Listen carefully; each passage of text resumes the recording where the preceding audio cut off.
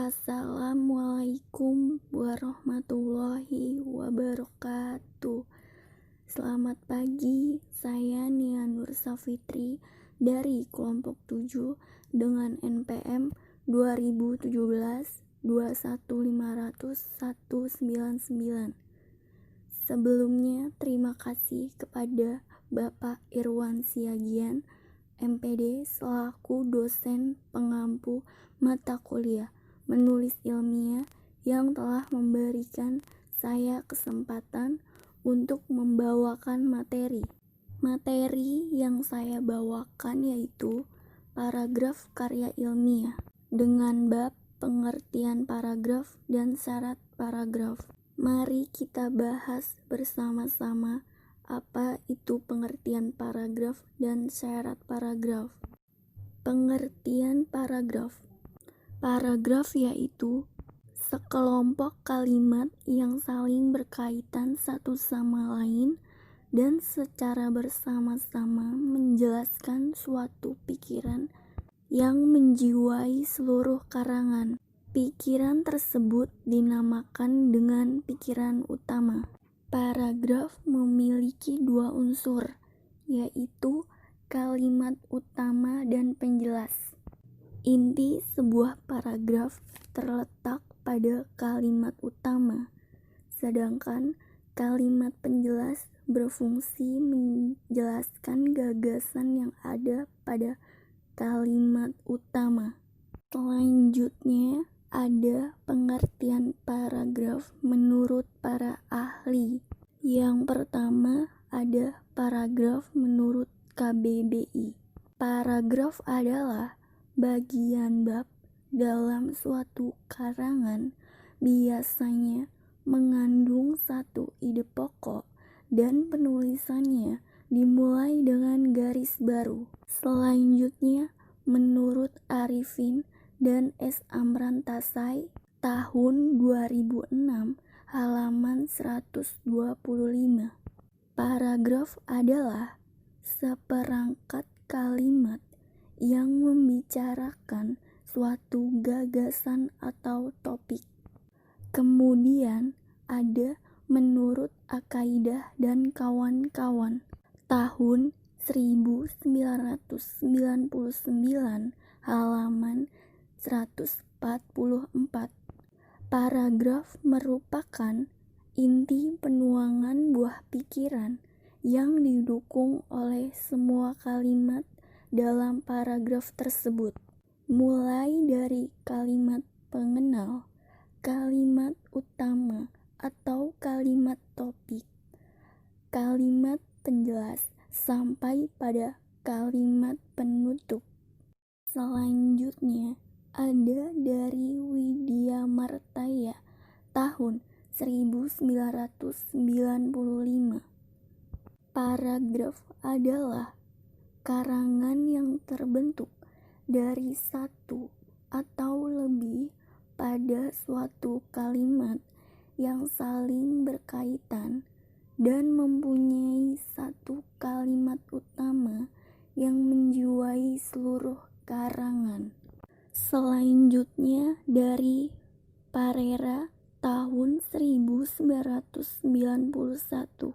Paragraf merupakan satu model karangan yang paling kecil susunannya dalam sebuah karangan bebas atau karya ilmiah.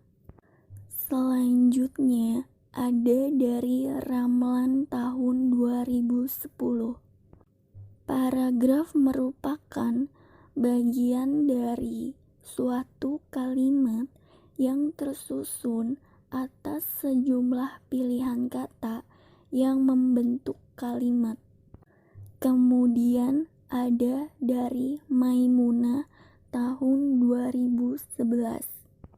Paragraf disebut juga dengan alenia. Kata paragraf merupakan kata serapan dari bahasa Inggris paragraph yang merupakan gabungan dari kata para yang berasal dari bahasa Yunani. Paragraf juga diartikan sebagai gabungan beberapa kalimat yang menghasilkan unsur pada karangan panjang harus ada pada suatu paragraf.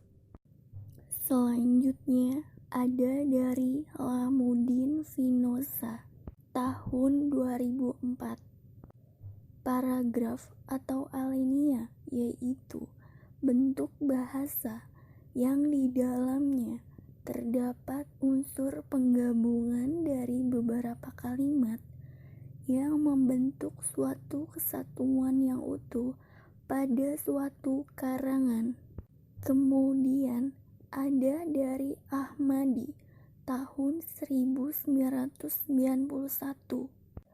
Paragraf merupakan kesatuan pikiran berupa gagasan atau perasaan yang memiliki kesatuan yang lebih kecil, yaitu susunan kalimat. Paragraf berfungsi sebagai bagian yang tidak terlepaskan dari kesatuan komposisi pada suatu karangan. Selanjutnya ada dari Tarigan tahun 2005. Paragraf merupakan seperangkat kalimat yang tersusun secara sistematis dan logis.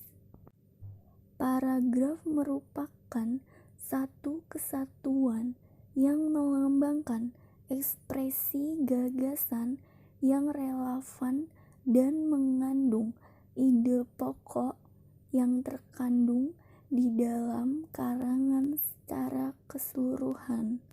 Yang terakhir ada dari Ajat Sakri tahun 1992.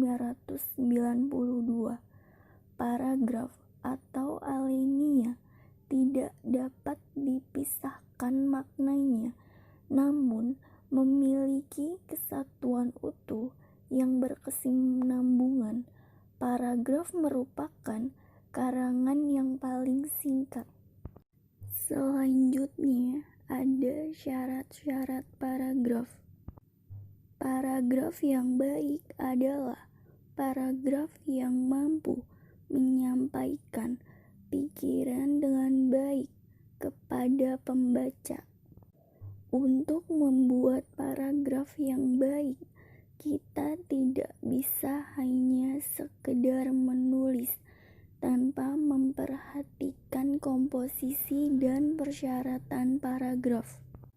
Untuk menulis paragraf yang baik, diperlukan keterpaduan semua persyaratan yang harus dimiliki oleh sebuah paragraf. Adapun syarat dari paragraf yaitu harus memiliki kesatuan, kepaduan, kelengkapan, dan pengembangan paragraf. Yang pertama ada kesatuan atau unity. Yang dimaksud kesatuan yaitu suatu paragraf harus dibangun dengan satu pikiran yang jelas. Satu pikiran tersebut diuraikan ke dalam bentuk pikiran pokok dan beberapa pikiran jelas. Hubungan pikiran yang satu dengan pikiran lainnya menandakan bahwa paragraf tersebut telah memiliki kesatuan. Yang kedua ada kepaduan atau koherensi. Kepaduan terwujud dari hubungan kompak antar kalimat pembentuk paragraf. Kepaduan yang baik terjadi apabila hubungan timbal balik antar kalimat wajar dan mudah dipahami. Ada beberapa cara agar paragraf memiliki kepaduan yang kompak, yaitu dengan menggunakan kata ganti, kata penghubung, serta perinomian dan urutan pikiran.